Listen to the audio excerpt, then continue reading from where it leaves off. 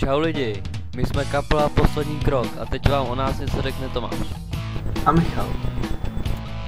Jsme 4členná punkroková kapela z Kladna.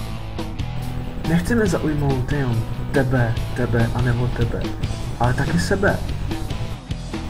Ne, tak teď vážně. Chceme vytvořit rytmickou a přitom dynamickou hudbu, která vás zaručeně bude bavit.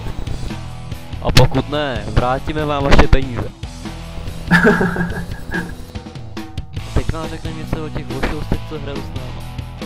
Náš kytarista a zpěvák, který si říká Jarda. Potom Filip, ten nám dělá takový se svojí dlouhou basou. Ještě má zvuk jako kráva. Pak máme ještě jednoho kytaristu, ten se říká Michal. Celou dobu mě přemlouvá tady, ať vám řeknu, že jeho životní vzor je Eva Farná a že mu vždy dá to, co potřebuje. Tak vám to říkám.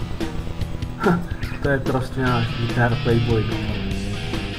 No a nakonec vám představíme posledního člena kapely, našeho picmana Tomáše, který už všichni říkají Karel, ale on neví proč.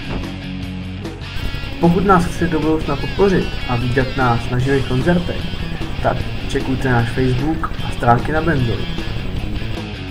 Tak snad někdy na koncertě.